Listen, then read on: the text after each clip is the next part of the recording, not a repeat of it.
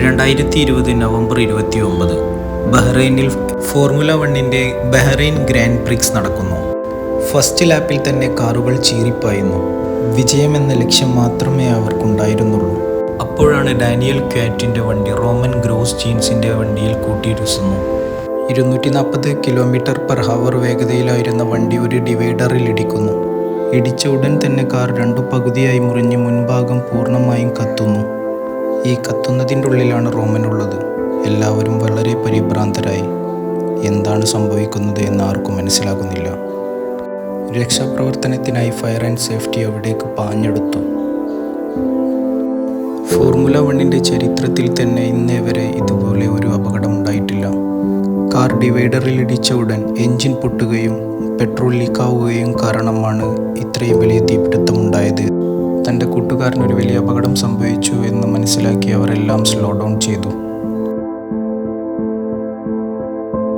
രക്ഷാപ്രവർത്തകർ അവനെ രക്ഷിക്കാൻ പരിശ്രമിച്ചുകൊണ്ടേയിരിക്കുന്നു. എല്ലായിടത്തും ഒരു നിശബ്ദത. എല്ലാവരുടെയും കണ്ണുകൾ നിറയുന്നു. തൻ്റെ സഹപ്രവർത്തകൻ ഇപ്പോഴും ആ തീയിൽ അകപ്പെട്ടിരിക്കുന്നു. അവനിനി തിരിച്ചു വരുമോ?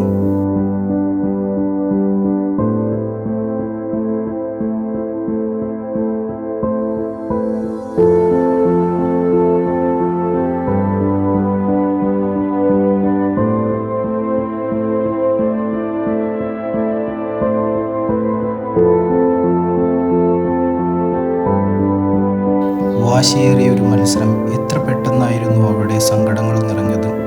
ഇനി അവൻ തിരിച്ചു വരുമോ?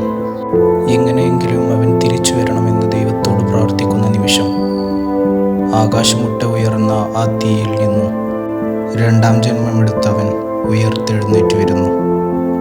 ഇത്രയും വലിയ അപകടത്തിൽ നിന്നും അവൻ രക്ഷപ്പെടണമെന്നുണ്ടെങ്കിൽ അതെല്ലാവരുടെയും പ്രാർത്ഥന കൊണ്ടാണ്.